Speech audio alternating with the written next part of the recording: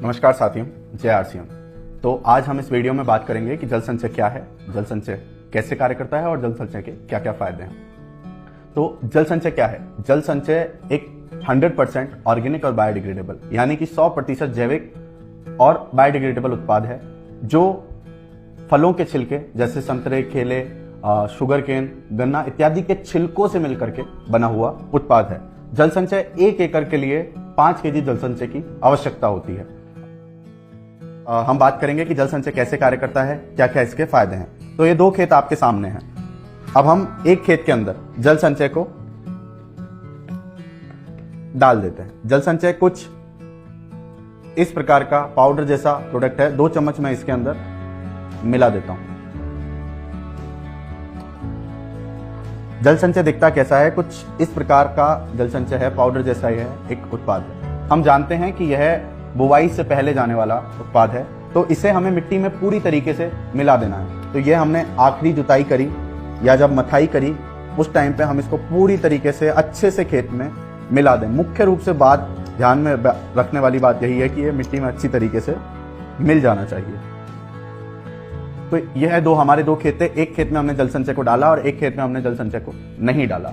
अब इन दोनों ही खेतों में बराबर मात्रा में पानी यानी कि 200 तक इनमें मिट्टी थी और 400 तक इनमें दोनों ही खेतों में हम पानी डाल देते हैं। जी, खेत के अंदर पानी को डाल दिया है। पहला पानी खेत को मिल गया है। अब यह क्या करेगा? जल संचय अब अपने वजन का 50 गुना से अधिक पानी को अवशोषित करेगा। अभी जैसा आप फर्क देख सकते हैं, जिस खेत में हमने जल संचय को नहीं डाला था वह पानी पूरा जब नीचे तक आ गया है, बल्कि जिस खेत में हमने जल संचय को डाला था वह धीरे धीरे धीरे पानी को पी रहा है। अब हम इसको मिला देते हैं थोड़ा सा और, जिससे आप लोग आसानी से देख सकें कि कैसे यह कार्य कर रहा है।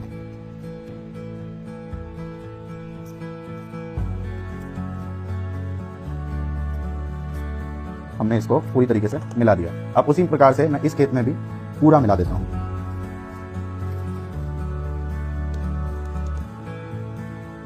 तो इस मिट्टी ने अपने अंदर पानी को पूरा पकड़ के रख लिया। और दूसरी चीज, जहां पर इसका मिट्टी का जो लेवल है वो 200 तक है, वहां पर इस खेत की मिट्टी का जो लेवल है वो 300 से भी ज्यादा हो गया है।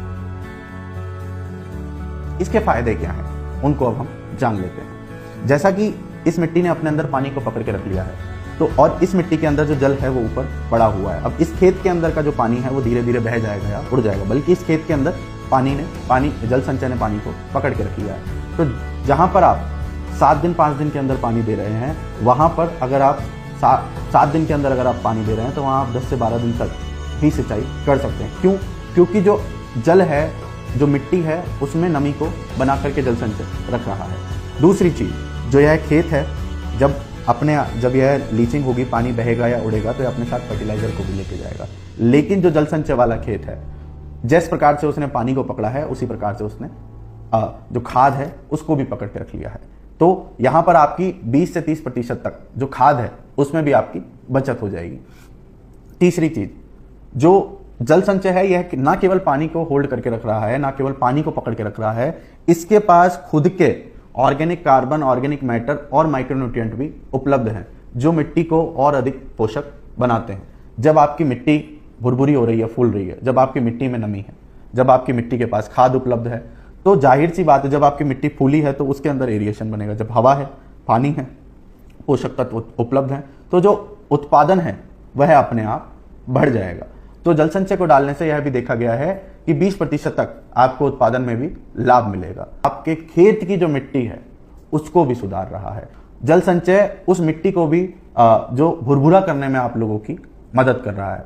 तो ये जल संचय एक ऐसा रामबाण उपाय है जिसे एक फसल चक्र में यानी 6 महीने के अंदर हमें एक बार डालना है। तो इस प्रकार से जल संचय कार्य करता है। इस प्रकार से जल संचय हम सभी के लिए लाभदायक है। तो आप सभी लोग जल संचय का इस्तेमाल करें और खुद जल संचय के लाभ देखें। धन्यवाद।